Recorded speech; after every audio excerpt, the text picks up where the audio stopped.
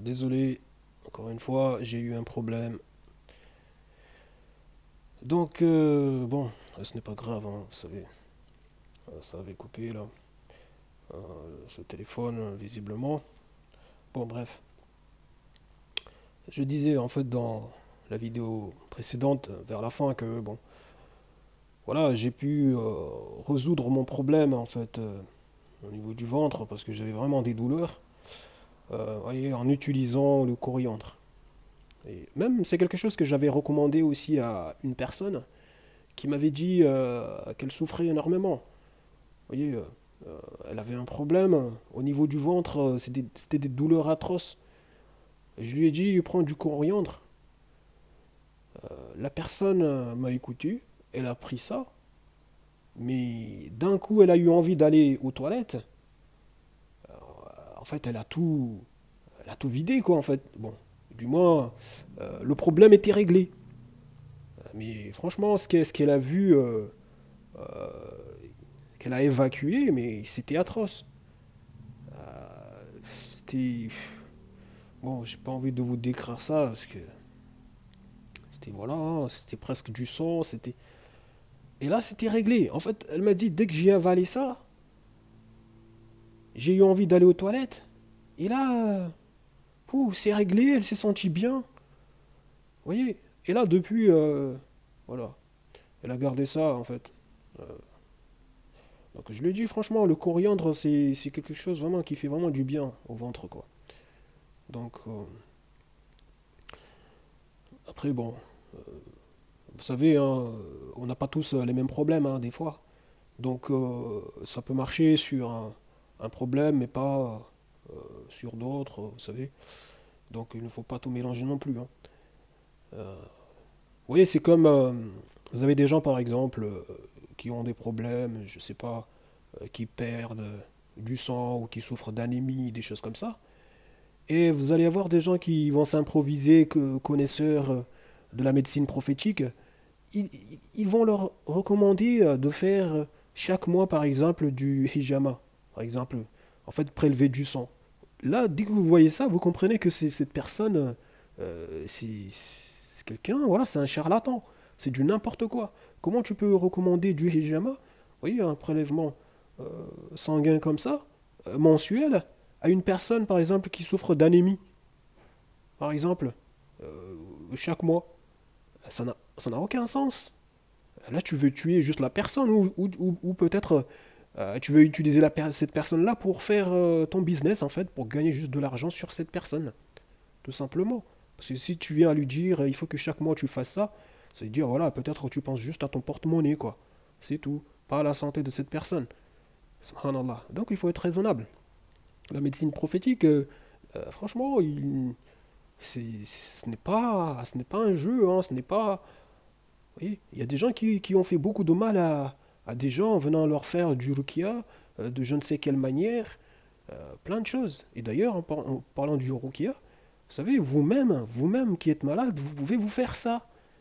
Vous voyez, voilà, vous pouvez vous faire ça, et bien sûr, en faisant des choses qui sont recommandées, hein, pas en partant dans des délires jusqu'à, voilà, de venir à faire de la magie, hein. Franchement, il faut faire attention. Donc, il ne faut pas chercher à jouer avec le feu. Donc, vous pouvez vous faire du Rokia. Vous voyez. Bah, écoutez, regardez par exemple, moi, il y a quelques jours là, j'avais tellement mal à l'épaule et au cou. Franchement, c'était, comment on appelle ça? Je ne sais pas comment en fait c'était survenu, mais c'était atroce quoi.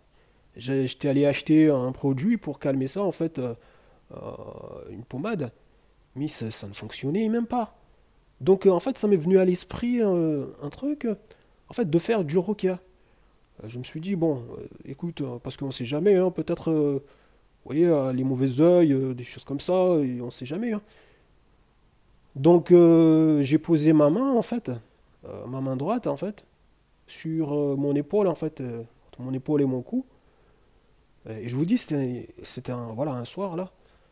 Donc, Et j'ai commencé, voilà, j'ai lu la sourate al-Fatiha, j'ai lu les trois dernières sourates, etc. Et puis, je ne sais pas si, ouais, peut-être j'avais lu aussi Ayat al-Kursi, je ne sais plus trop. Donc voilà, j'ai demandé à Allah tabaraka wa ta'ala, de m'accorder la guérison. Et je vous dis, le matin, c'était le soir que j'avais fait ça, le matin, j'avais plus de douleur. La douleur avait disparu, totalement, et jusqu'à maintenant, vous comprenez? Donc alors que je vous dis, c'était vraiment terrible. À chaque fois que je m'allongeais, c'était atroce. Je me tournais dans tous les sens. En fait, je n'arrivais pas à dormir. Vraiment, j'avais des douleurs. Je vous le dis, hein, franchement. Donc la douleur avait disparu. Donc vous-même, voilà, vous pouvez vous faire ça. Parce que bon, des fois, vous avez des gens qui vont inviter des gens qui viennent de je ne sais où, qu'ils ne connaissent même pas et qui s'improvisent connaisseurs, oui, de la médecine prophétique. C'est des gens qui font du ruqya, etc. Mais ces gens, voilà, ils viennent chez vous, partent de loin, donc vous allez dépenser en plus. Vous voyez. Déjà, je vous dis, même ces soi-disant argent que nous utilisons aujourd'hui, ces euros, ces dollars, ouais, des monnaies qui n'ont de valeur que par la soumission et la foi des gens au route. Faire attention, déjà.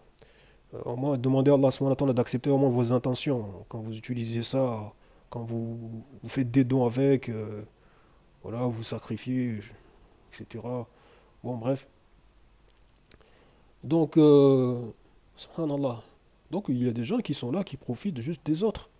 Vous voyez, en s'improvisant connaisseurs. Il y en a qui ont fait des dégâts, je vous le dis. Qui ont massacré les ventres de certains en voulant soi-disant sortir des djinns, en voulant soi-disant guérir des personnes. Il y en a, ils ont abîmé des ventres, qui ont abîmé des thorax. Non, mais franchement, il faut faire attention. Donc, subhanallah. Donc, toujours par rapport à la médecine prophétique, l'utilisation de l'huile de nigel. Vous savez, ça, euh, lorsque donc j'avais mal au ventre, j'avais utilisé ça. Bon, ça n'avait pas fonctionné pour ça. Du moins, je me dis, ça n'avait pas fonctionné, mais qu'est-ce que j'en sais les effets qui ont pu se produire avec ça? J'en sais rien. Mais en tout cas, bon, j'avais un problème de santé. euh, une fois là, c'était vraiment un problème de santé, je vous dis, majeur pour moi. Donc, j'ai été suivi en fait médicalement par rapport à ça. Donc, ça n'évoluait pas. Voilà, je faisais des piqûres, des choses comme ça. Ça n'évoluait pas. Ah bah, j'ai pensé justement à l'huile de Nigel. En plus, ce qui m'a fait penser à ça, j'avais entendu là une fois, c'est un Marocain qui parlait en fait des huiles essentielles, en fait, en disant que euh, il y a des huiles essentielles qui fonctionnent comme des marteaux qui cassent des cadenas. Vous voyez, qui cassent des cadenas pour en fait laisser passer, par exemple, un produit qui vient là régler en fait, traiter en fait la maladie, éliminer la maladie. Donc j'ai pensé à ça. Quand j'ai entendu ça, j'ai pensé à l'huile de Nigel, au fait qu'on nous dit que ça règle toutes les maladies. Bien sûr, bi'idhnillah, bien sûr. Donc, et là, j'ai pris l'huile de Nigel au moment où j'allais faire mon vaccin. En fait, j'allais me faire un vaccin là, qu'on m'avait donné. J'ai pris l'huile de Nigel, j'ai avalé ça. Après, je me suis injecté le vaccin derrière. Et j'ai fait ça, en fait. Une fois que je suis retourné à l'hôpital, là, il y a eu des évolutions incroyables, en fait.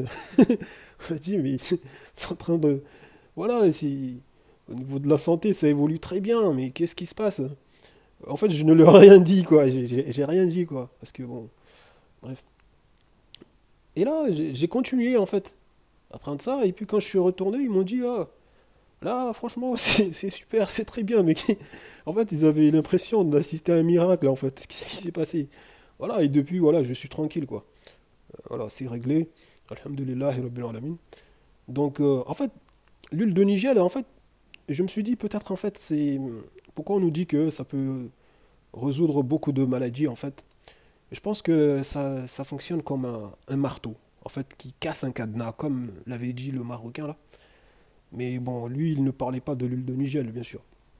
Il disait juste de manière générale que certaines huiles essentielles, en fait, donc voilà, peuvent fonctionner comme des marteaux, en fait.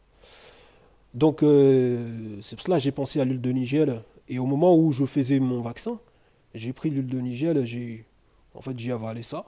Et puis, je me suis piqué, en fait, au toc. Et là, je pense, en fait, c'est ce qui s'est passé, qu'en fait, ça, ça, ça a soutenu, en fait, le vaccin voilà, que je, je me faisais, quoi, en fait, qu'on m'avait donné. Donc, khayr, Inch'Allah, et je vous dis, donc, il faut bien réfléchir. Il faut bien réfléchir, et il ne faut pas faire n'importe quoi, faut pas tout mélanger, il ne faut pas tout. Il faut aller doucement avec les produits, parce qu'il y a des gens, ils viennent là, ils prennent tout et n'importe quoi. Vous voyez, des gens, on leur dit, ah, il y a tel produit, ah, ça c'est très bien, et tout, et ils vont prendre. Mais faites attention, très attention. Vous voyez, même ce qu'on vous donne, vous voyez, dans les pharmacies, faites attention. Moi, franchement, je me méfie hein, de tout. Vous voyez, je n'aime pas, en fait, prendre n'importe quoi, en fait. Même, par exemple, les compléments alimentaires, franchement, il faut faire attention avec ça. Parce que, personnellement, j'ai vu que, en fait, ça altère la mémoire.